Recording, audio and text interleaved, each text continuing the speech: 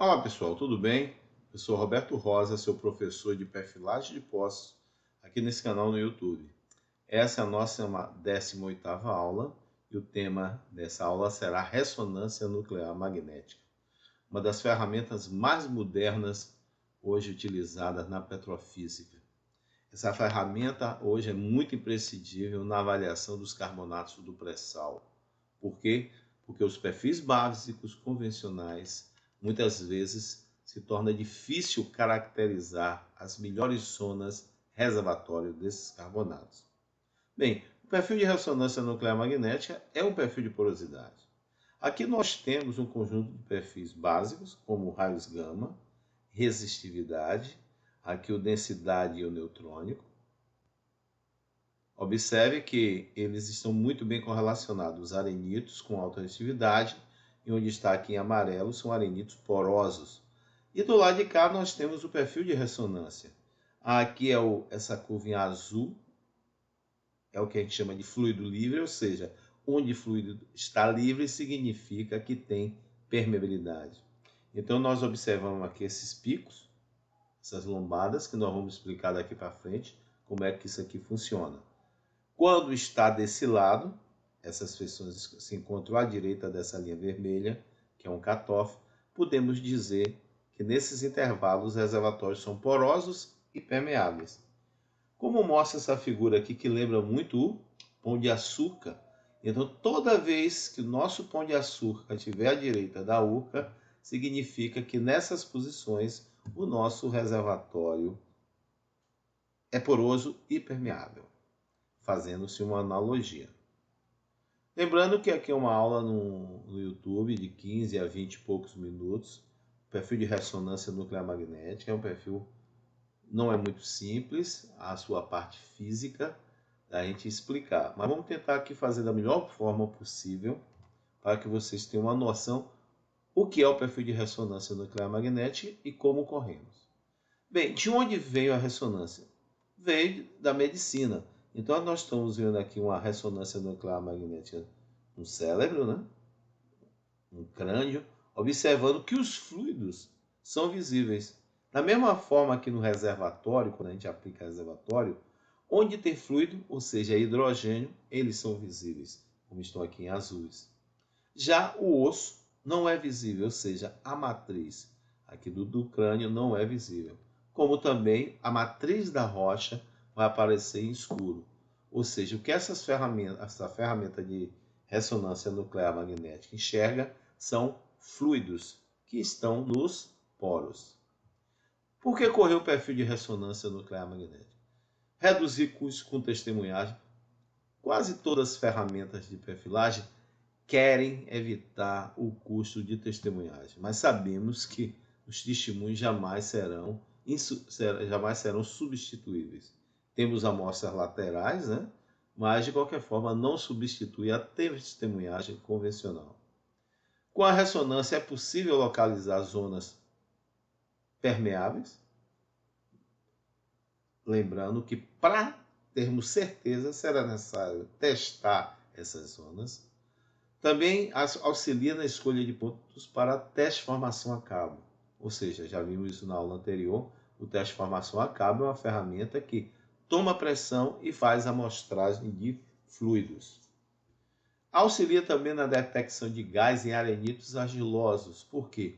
Um reservatório argiloso com gás, sabemos que a densidade de neutrão estará afetado pela argilosidade, reduzindo aquele espaço entre as curvas. Serve para determinar a qualidade do reservatório perfeitamente. E o que é que esses perfis de ressonância nuclear medem? Índice de hidrogênio, polarização e relaxamento. Índice de hidrogênio, a gente pode lembrar dos perfis neutrônicos. Os perfis de nêutrons lê a porosidade baseada no índice de hidrogênio. Polarização e relaxamento falaremos a seguir. Esses perfis leem fluidos, apenas fluidos. É o que o ressonância enxerga. Fluidos que estão nos poros da rocha. E a partir daí ele pode determinar a porosidade independente da litologia, seja arenito ou folheiro, a distribuição do tamanho de poros. Isso aqui é fantástico. Os perfis de porosidade densidade neutrônico e sônico, eles medem, na verdade, a porosidade total de um reservatório. No caso aqui, a distribuição do tamanho de poros, a gente pode ver que tem rochas porosas com poros pequenos, medianos ou poros grandes. Com isso, pelo tamanho de poros, rochas com porosidade muito pequena têm um grande volume de água irredutível. É possível estimar o volume de água irredutível baseado nesse tamanho de poros. E também serve como um indicador de permeabilidade, o perfil de ressonância. Bem, como é que é feita a ressonância nuclear magnética em reservatório? Nós temos fluidos nos reservatórios, água ou hidrocarboneto, como também os argilominerais possuem água na sua estrutura. Então, no hidrogênio, no núcleo do hidrogênio, é ressonância nuclear magnética. No núcleo do hidrogênio, nós temos os spins. Esses spins estão girando aleatoriamente no núcleo. O que é que a ressonância faz? Nós magnetizamos a rocha. Então, quando a gente magnetiza a rocha, o que ocorre é que os spins serão orientados, como mostra essa figura. Então, eu tenho um ímã que vai magnetizar a minha rocha ao longo da parede do poço. Esses spins estão assim girando aleatoriamente e vão sofrer uma polarização, um certo tempo de polarização. O que é o tempo de polarização? É o tempo até os spins estarem totalmente polarizados, como mostra aqui nessa posição 3. Totalmente polarizados. Tempo de polarização. Agora, quanto tempo leva desse estado original dele até a polarização? É o que a gente chama tempo de espera. Esse tempo de espera é um parâmetro de aquisição da ferramenta de ressonância. Veremos mais a seguir. Bem, em que consiste então a ressonância de uma maneira geral? Tentar aqui ser o mais objetivo possível. Nós magnetizamos a rocha e os spins que estão nos hidrogênios, no núcleo do hidrogênio, serão orientados. Quando a gente tira a magnetização, os spins voltam ao seu estado normal, original. Acontece que tem poros de diferentes tamanhos no reservatório. Quanto menor o poro, mais rapidamente o spin volta ao seu estado original. Quanto maior o poro, maior será o tempo para esses spins voltarem ao seu estado original. Então, esse tempo, que a gente vai chamar de tempo de relaxamento, a gente obtém através da polarização, por deconvolução, obtemos essa exponencial. E esses spins estão nos poros. Cada poro de um determinado tamanho vai emitir um eco. Um eco é um pulso de radiofrequência que vai ser lido na ferramenta. Então, alguns conceitos são fundamentais para a ressonância. Tempo de polarização.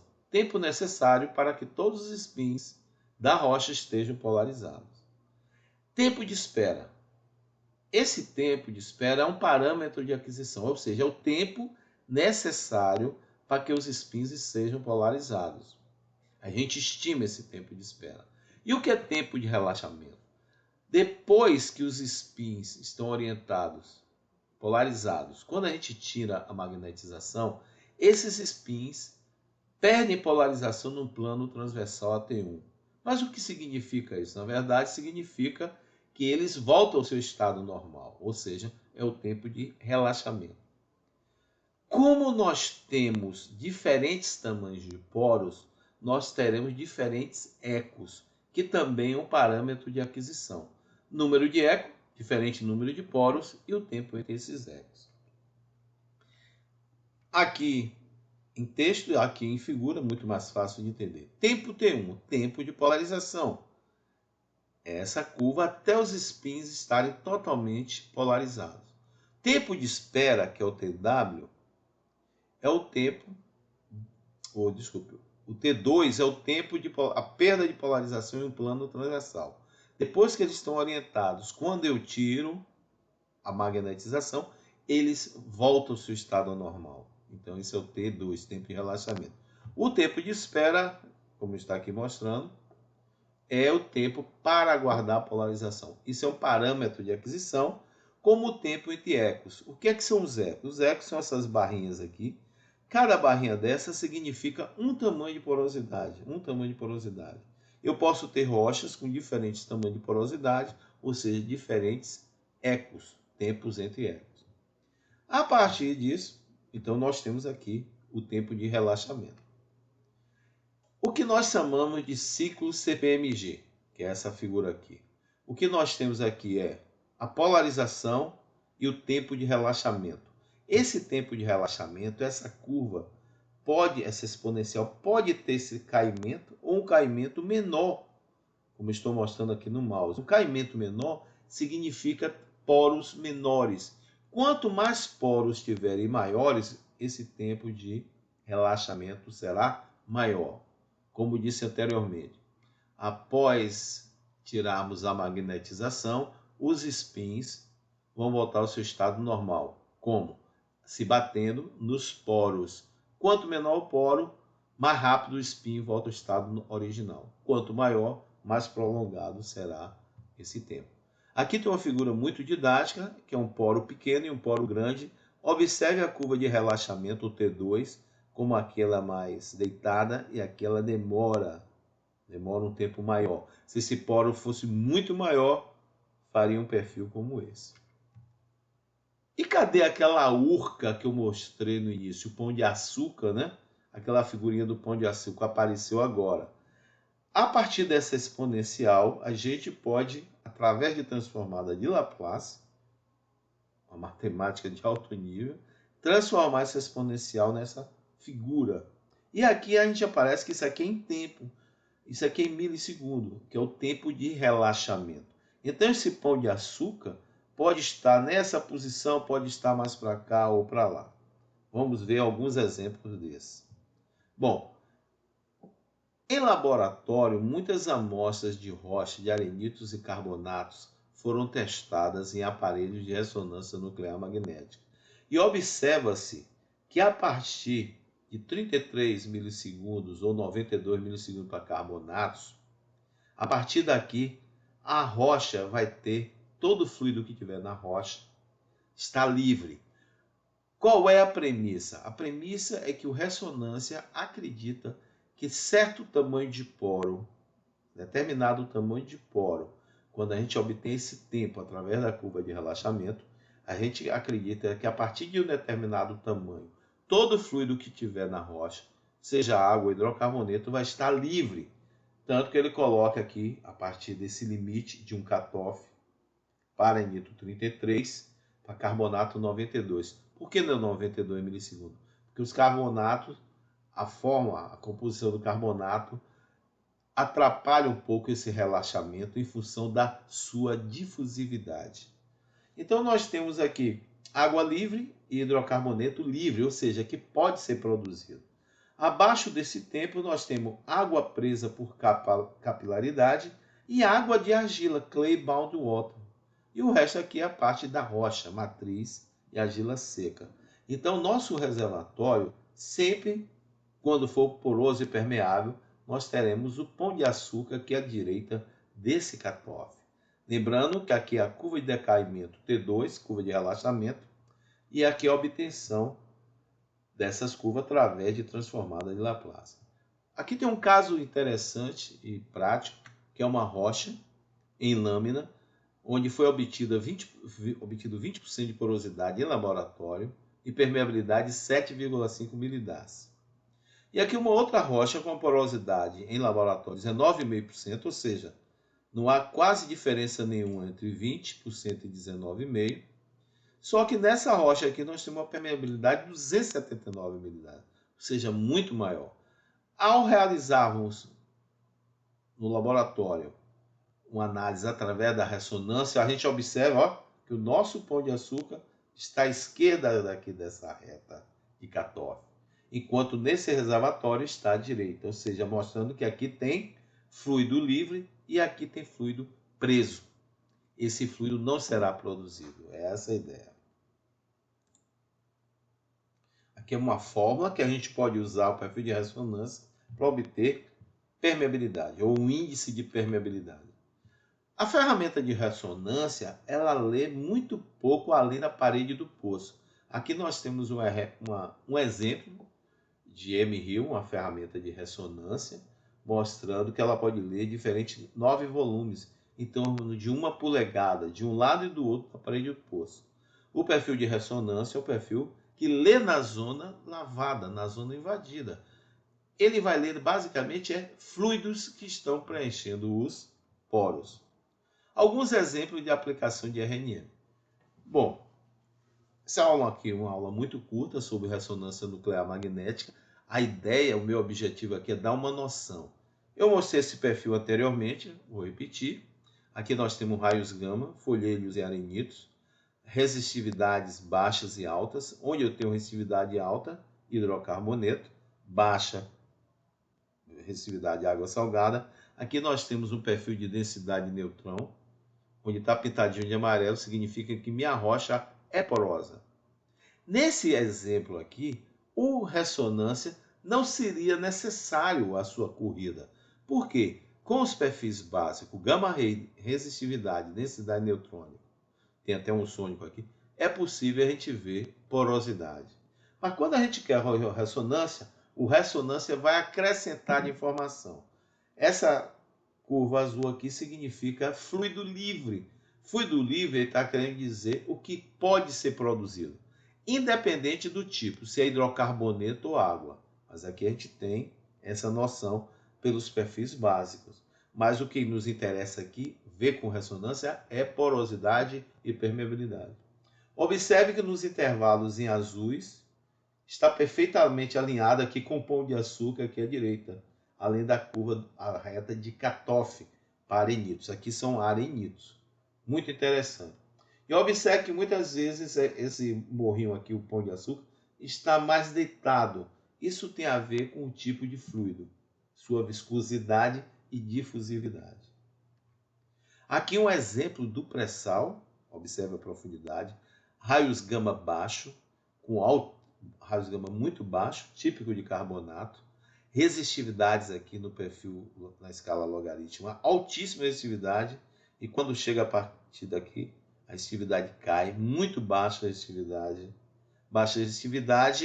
água salgada, alta resistividade, hidrocarboneto ou reservatório pode estar compactado, cimentado. Aqui nós temos duas curvas, a vermelha é um perfil de densidade e a azul perfil de nêutrons. Observe nessa escala como o perfil de densidade e nêutrons estão muito juntos.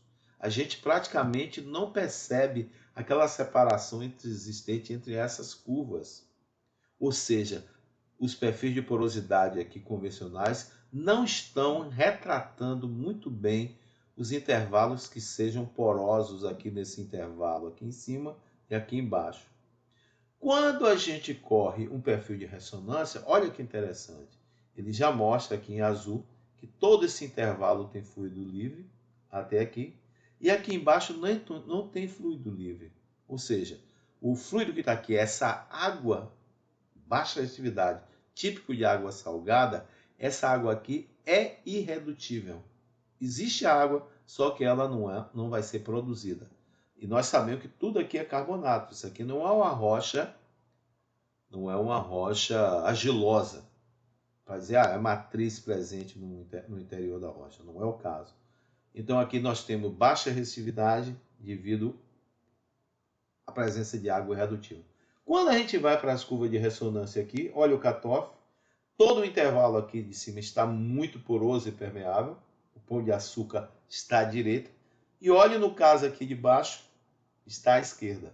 Isso aqui não significa folheiros. A resposta em folheiros é idêntica.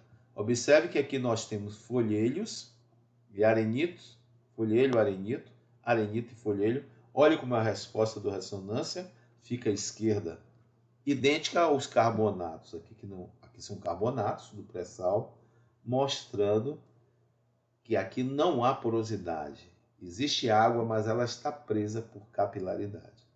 Bom, então no perfil de ressonância nuclear magnética, numa aula muito curta como essa, lembrem que quando o nosso pão de açúcar estiver à direita, o nosso reservatório está poroso e permeável.